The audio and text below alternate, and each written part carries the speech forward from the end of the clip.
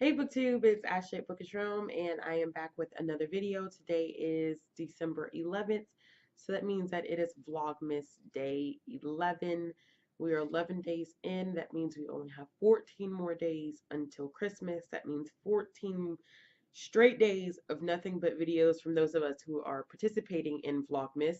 So really excited to get going once again. I am in the same sweatshirt, and that is okay.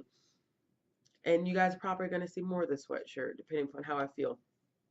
All right, so as you can see from the title of the video, these are big books that I read in the year of 2016. I didn't say top 10 because there are actually 11. It's almost like I read one per month. And what I mean by big books, all these books were 500 or more pages. So I'm excited that I kind of averaged out of reading one per month, which is pretty good in my book. Maybe I will challenge myself to push that number up next year, but for right now, let's just go ahead and talk about this year. The first books that I'm going to talk about are books that I actually own that are on my bookshelf. The rest of them I will be inserting a picture because I either borrow them from someone or I borrow them from the library and I do not have a physical copy. So let's go ahead and get started so this video is not too long. All right, so the first big book that I have here is Anna Karenina by Leah Tolstoy, and this book checks in at 838 pages. This is one of my biggest accomplishments for the year of 2016. I set out to read my first piece of Russian literature, and I actually did accomplish it, and it was a beautiful, beautiful book. Definitely a lot about love, loss, betrayal, everyday Russian life, Russian culture. I really, really enjoyed it, as you can see from the number of tabs. And this was one of the first books this year that I heavily annotated. So as you can see here, I've actually gone through and made notes of things that I found particularly interesting within the text. And I'm going to treasure this copy because it is an annotated copy that I have done. So really, really happy about that. Glad that I read this. If you have not read it, definitely give it a try. I know it may seem intimidating because of the size, but Leo Tolstoy writes in a way that's really understandable once you get into the flow of the story. The next book that I have here is Mistborn by Brandon Sanderson. This is the first book in the original Mistborn trilogy, and I must say I thoroughly enjoyed this one as well. Mistborn came in at 659 pages, and it was 659 pages of complete glory and beauty, and I loved it. It was amazing. It was fast paced. The magic system, if you're not familiar with Brandon Sanderson's magic system, I definitely would recommend checking this book out. It is very complex but very easy to understand. Once again, one of the ones that I really enjoyed this year because I definitely heavily marked and annotated this one as well. I'm hoping to get into the Well of Ascension and Heroes of Ages next year. That way I can continue on to the other parts of the Mistborn series. But next here I have House of Hades, which checks in at 597 pages. This is the fourth book in the Heroes of Olympus series. If you have not read Percy Jackson and the Olympians, which starts with the Lightning Thief, you definitely need to start there first, and then you pick up with this series, which is also 5 books, but these are much bigger than the original Percy Jackson books. They're written in multiple perspectives. We get a host of new characters and a lot of different drama aspects of drama in the series. I'm actually currently reading The Blood of Olympus, which is the fifth and final book in the series. So hopefully I'll finish the series by the end of the year. But I definitely enjoyed this book. It made me fall even more in love with Nico as a character. If you guys don't know who Nico is, he does make an appearance in the first series, but plays definitely a bigger role in this one.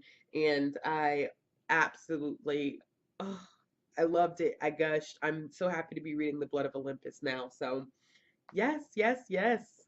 The next book that I have here is City of Glass by Cassandra Clare, and this is book 3 in the Mortal Instrument series. This was actually the conclusion to the original Mortal Instrument series, but then there were an additional 3 books. So I am way behind everybody else on the bandwagon when it comes to mortal instruments. That's just me. I typically do not pick up popular books. So I moved a little bit slowly when it came to this. I actually listened to this book on audiobook, and it does check in at 541 pages. I actually did enjoy it, and I thought it wrapped up nicely. So I'm really interested to see how the fourth book plays into this, because of the fact that this is actually originally a conclusion. I did read Clockwork Angel, which was the start of the Infernal Devices series. And from there on in, I'll be reading the books in between the Infernal Devices and the Mortal Instruments in publication order. So I'll be going back and forth between the series. And then eventually, maybe one day, I'll start on the Dark Artifices. I'm not going to get there when everybody else gets there. I'm just moving at my own pace. I move to the beat of my own drum type thing. So if you haven't read it, I definitely would recommend checking it out, giving it a try. It's not for everybody. I originally didn't think it was for me.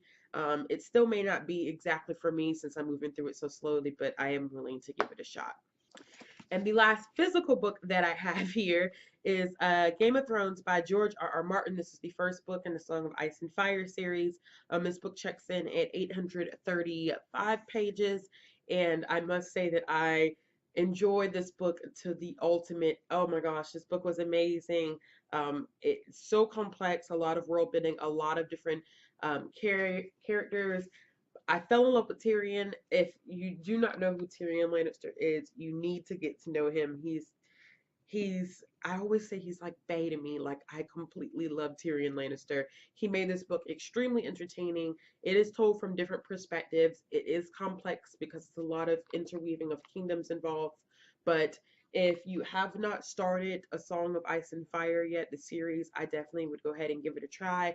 I made my way probably about halfway through A Clash of Kings, and I probably will be picking it up probably sometime next year. If not in the beginning of next year, maybe towards the middle. That way I don't really forget what's going on. All right, so the next few books are books that I also read, but I just don't have physical copies of them, so I'm going to go ahead and get through those. The first is going to be Fly Girl by Omar Tyree. I don't know why I was about to mess that up. It checks in at 512 pages. This was the second urban fiction book that I read in my entire life, and I just started getting to urban fic this year. I have always been hesitant to try it out, but I'm glad that I'm starting to get into it and really immerse myself into it. It was a coming of age story, really enjoyable. I just wish that there were a little bit of, I guess, more character building. Our main character just, I had a couple issues with her, but overall, it was an enjoyable book, and I would recommend it if you are just now starting urban fiction. That's a good place to start. All right, the next book that I read that I do not have a physical copy of is The Coldest Winter Ever by Sister Soldier. This is another urban fiction. This is the first urban fiction book that I have ever read, and the first that I read this year, and it checks in at 544 pages. I devoured this book in, I think, 2 days. That's just how good it was. Sister Soldier did an amazing job writing it and building Winter as a character and just her whole entire story. I've been trying to get into the spin-off books that are part of the series about her sister and about one of the other main characters, Midnight, and I haven't gotten to it yet, but hopefully I will be getting to it soon because I definitely love The Coldest Winter Ever. If you did not know, I did a non-spoiler and a spoiler review of this book, and I'll include links down below to the reviews. Um, and just go back, I don't know how I forgot this. I've done a written review of House of Hades, which I will leave as a link, a written review of Mistborn, which I will leave as a link, and a video review of Anna Karenina, which I will leave down below as well, so you guys can check all that stuff out. The next book that I have on my list here is All the Light We Cannot See by Anthony Doerr. This checks in at 530 pages. I love this book. It is a historical fiction World War II book that is told from the perspective of a French blind girl and a German boy who is basically serving in the youth division of Hitler's army. It was beautifully written. I loved it. It was amazing. If you have not read it, I think it's a Pulitzer Prize winning book. Has spent over 100 weeks on the New York Times bestseller list. So if you haven't checked it out, I definitely recommend it. and I've done a full written review on the book, so I will link that in the description box below as well. You know, I realized like I did a lot of reviews of the big books that I read this year. I don't know what it was. Maybe, I don't know. I've done a lot of reviews of the big books I read, which is a good thing. I'm happy with that. I'm satisfied with that. All right, so the next book that I have on my list is Rebel Angels, which checks in at 576 pages. And it is the second book in the Gemma Doyle trilogy written by Libba Bray, which is a kind of like a Victorian paranormal series. I really, really enjoyed it. I'm not going to get into too much detail because it is the second book in the series, but just know that it is amazing, very different from her other books that you may have read by her, especially with the Diviners. She once again is incorporating historical fiction into the book, but it's just a different type of historical fiction. And I have done a full written review of Rebel Angels, so I will leave that in the link down below.